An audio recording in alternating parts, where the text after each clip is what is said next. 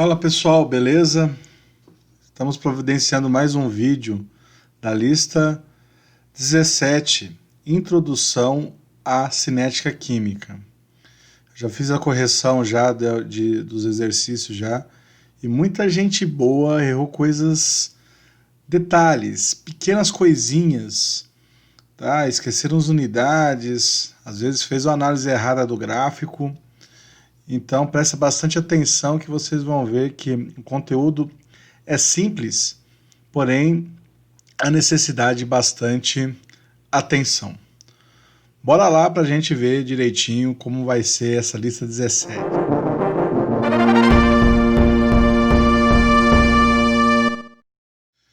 Então pessoal, nós vamos começar então a lista número 17, Introdução à Cinética Química. Nós vimos no material, tanto de nota de aula quanto nas videoaulas apresentadas na atividade, que nós vamos conseguir calcular agora a velocidade das reações. E aí na velocidade das reações nós temos os exercícios, e o exercício número 1 ele fala: no gráfico a seguir, X, Y e Z são substâncias participantes de uma reação. O gráfico mostra a variação do número de mol de cada uma delas em função do tempo, do início ao fim da reação. Então, detalhe, vocês sabem que quando a gente calcula a velocidade de uma reação, nós vamos estar calculando o que basicamente? A variação dos reagentes, ou seja, a quantidade que está sendo consumida pelo tempo e também a variação do que está conseguindo formar pelo tempo em relação aos produtos. Se nós tivermos um gráfico, então, de quantidade de matéria por tempo, nós vamos ter um gráfico parecido com isso.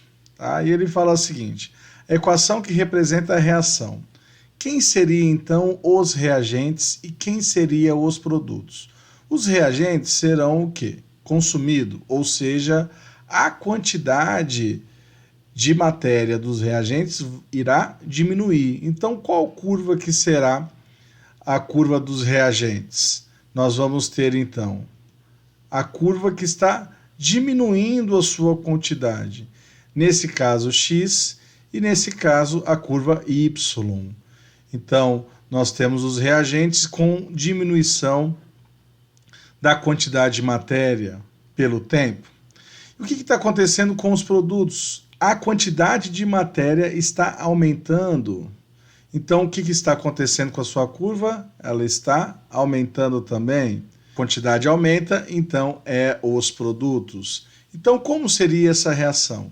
Essa reação seria X mais Y, que são os reagentes, dando o produto Z. E na letra B ele fala: o fim da reação ocorreu quando terminou qual substância ou quais substâncias?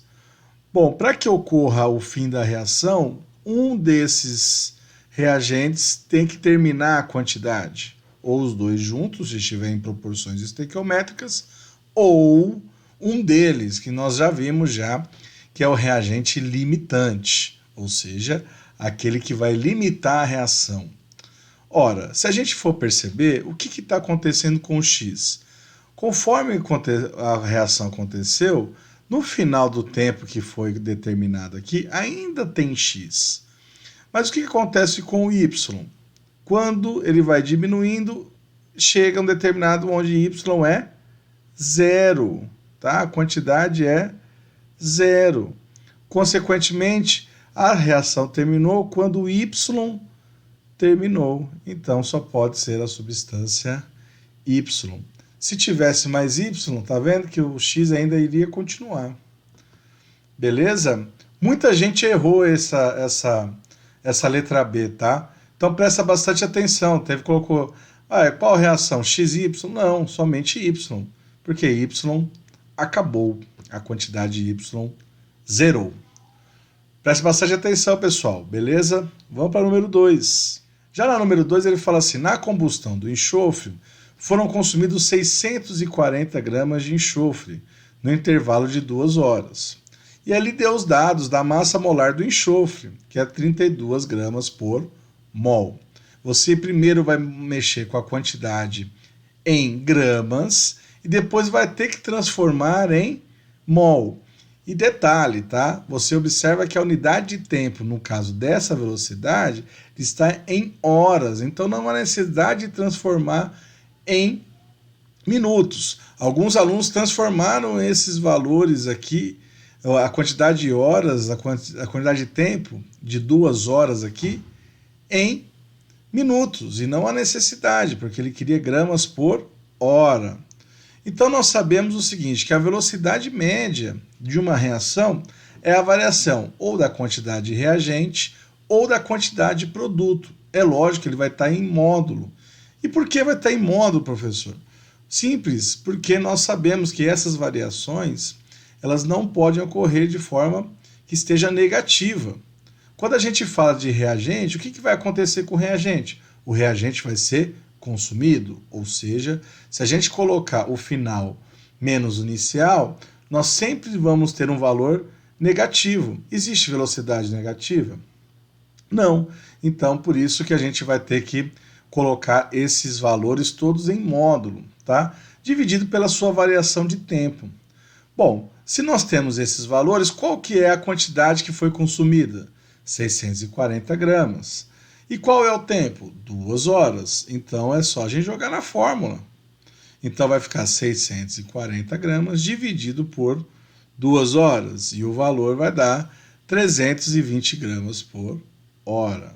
Beleza? Essa aqui, a galera, a grande maioria dos alunos acertaram essa questão. Mas e a próxima questão que houve um pequeno desentendimento? Por quê? Quando ele fala em mol, o que a gente vai ter que fazer? Calcular a quantidade de mol em 640 gramas. Então nós sabemos, então, pela regrinha de 3, que 1 mol de enxofre equivale a 32 gramas. Quantos mols de enxofre que tem? Em 640. Então, em 640, x. Fazendo, então, a regrinha de 3, vamos ter, então, 640 dividido por 32, e esse valor de x será de 20 mols. Ok? Bom, nós sabemos a quantidade de mols agora, não é? Nós sabemos o intervalo de tempo, é só jogar na formulinha de novo. 20 mol dividido por 2 horas. Então, qual o valor que vai dar? 10 mol por hora. Alguns alunos fizeram o seguinte, pegaram esse valor, 320 gramas, e calculou a quantidade de matéria, quantidade de mol nesses 320 gramas. Ora, se é 32 gramas a massa molar e o valor deu 320, logo vai dar 10 mol por litro. O que teve uma boa galera fez? Dividiu de novo isso por 2. Tá? Então presta atenção, é um detalhe que aí você poderia errar na questão. Beleza? Mas é uma questãozinha tranquila, sossegada. Bora para o número 3. Na número 3 ele fala o seguinte, considere a formação da amônia. N2 mais 3H2 dando 2NH3. Essa reação da amônia nós estamos vendo já faz muito tempo, desde a época lá da termoquímica, né? A termoquímica a gente já está vendo essa reação constantemente. Então vocês já sabem já que a proporção é de 1 para 3 para 2. Verifica-se que 20 segundos forma-se 0,6 mols de amônia. Determine a velocidade média nesse intervalo de tempo de amônia, de gás nitrogênio e gás hidrogênio e a própria velocidade média da reação. É óbvio que, para que a velocidade média da reação ela esteja ligada diretamente às proporções estequiométricas da reação. Cada reagente vai interferir ou não. Então, cada reagente poderá ter velocidades diferentes, porque cada reagente ele vai ter formas de ser consumida e cada produto vão ter formas de ser produzidas. Então, observe você a reação. Ora, se ele falou de amônia, o que nós temos então? 0,6 mol de amônia sendo formada. Se a gente colocar isso naquela equaçãozinha da velocidade, o que nós vamos ter então? vamos ter que 0,6 mol dividido por 20 segundos, que foi a quantidade de tempo que ele determinou. Ora, então vamos ter então a velocidade da amônia em 0,03 mol por segundo, ok? Mas nós temos a formação de 0,6 mol de amônia. Mas para formar 0,6 mol, nós vamos precisar de quanto de hidrogênio? Ora, pela estequiometria. Se nós temos 1 mol de nitrogênio formando 2 mols de amônia, vamos precisar de quantos mols de nitrogênio? Metade disso, ou seja, 0,3 mol. Então nós temos então que 0,3 mol de gás nitrogênio formou 0,6 mol. Tá vendo que aqueles cálculos estequiométricos que nós vimos logo no começo do ano é de suma importância para a gente determinar alguns parâmetros aqui nesse conteúdo de cinética, que a velocidade média do nitrogênio vai ser igual a quê? 0,3 mol, que foi a quantidade que foi consumida, dividido pelo tempo que foi determinado, 20 segundos. Ou seja, a velocidade média de nitrogênio é de 0,015 mol por segundo. Agora ficou fácil. Agora a gente conseguiu compreender a possibilidade de fazer de todos os produtos e de todos os reagentes. Então, se nós temos então a formação de um, nós conseguimos achar os outros. Vamos lá para o hidrogênio? Olha só o hidrogênio. O hidrogênio aqui nós temos, como formou então 0,6 e a proporção é de 3:2, então se formou 0,3, nós vamos precisar de 0,9. Se nós precisamos de 0,9, é só jogar na fórmula. Então a velocidade média do hidrogênio vai ser 0,9 mol dividido por 20 segundos, que vai dar 0,045 mol por segundo. Professor, mas e agora? E da reação? Vários alunos não fizeram da reação. Mas, para fazer o cálculo da reação, ela é muito simples. Por quê? Porque a velocidade da reação está diretamente ligada à estequiometria da reação, como nós percebemos aqui. Então, o que nós temos, então? Que a velocidade da reação nada mais é que a velocidade do reagente dividido pelo seu coeficiente estequiométrico, que vai ser também igual também à velocidade do produto dividido pelo seu coeficiente estequiométrico. Como assim, professor? Observa. Nós temos o nitrogênio, o hidrogênio, a amônia. Nós temos, então, 1 mol de amônia. Então, o que vai ser a velocidade da reação? É a velocidade do nitrogênio dividido pelo seu coeficiente estequiométrico. Qual é o seu coeficiente estequiométrico? 1. Que vai ser igual à velocidade média do gás hidrogênio dividido pelo seu coeficiente estequiométrico, que é 3. Que vai ser igual também à velocidade média da amônia dividido pelo seu coeficiente estequiométrico, que é 2. Então, qual é a velocidade da reação? A velocidade da reação, então, vai ser de 0,015 mol por segundo. Viu que é legal? Viu que é facinho? Muita gente boa deixou de fazer as velocidades médias, às vezes só fez o DNH3, ou nem fez. Tá vendo que é simples? Vamos para a 4. A 4 já traz o gráfico também. Então, olha só, considere o gráfico e responda os itens. E é legal essa questão, por quê? Porque ela já traz os conceitos que vão se misturando, principalmente quando nós temos cinética, que é a termoquímica.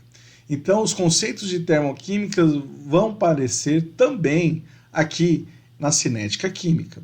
Então, nós temos então um gráfico, e esse gráfico aqui, nós temos então X e Y dando Z.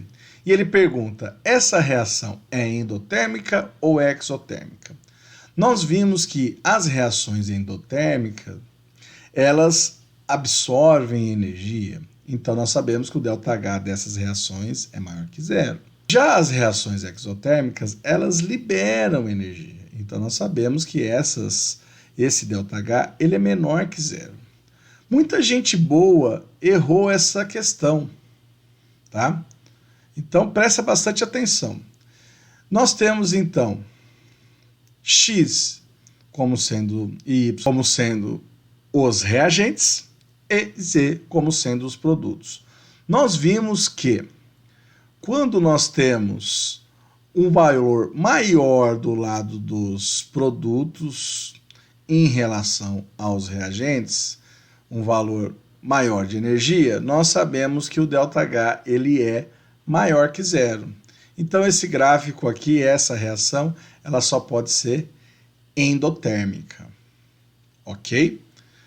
Mas qual seria o valor de ΔH, que é a pergunta da letra B?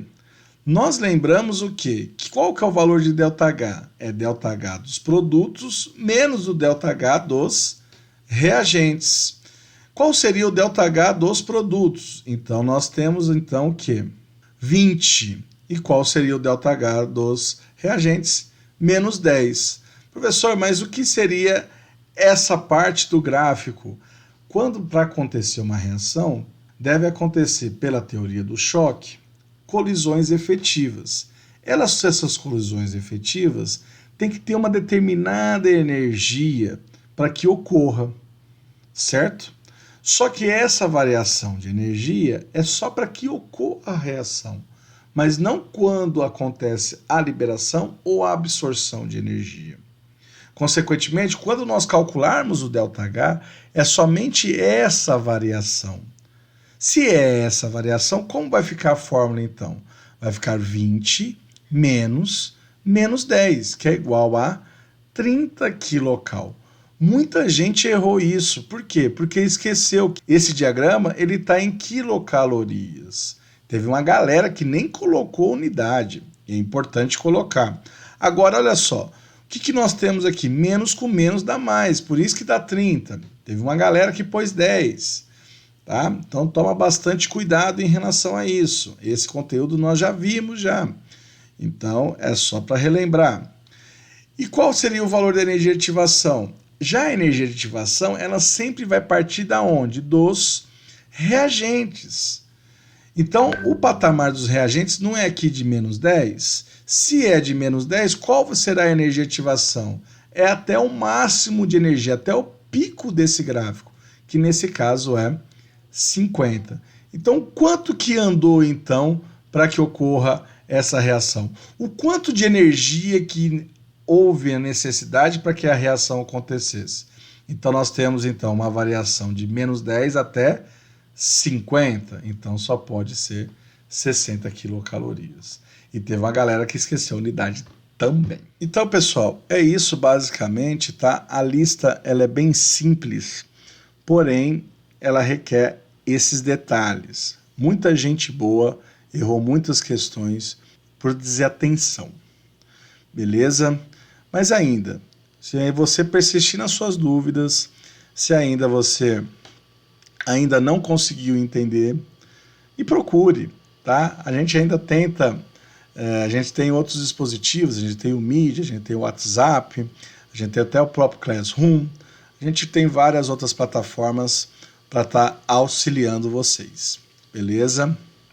Espero ter ajudado, se cuide, cuide dos seus e até a próxima. Valeu!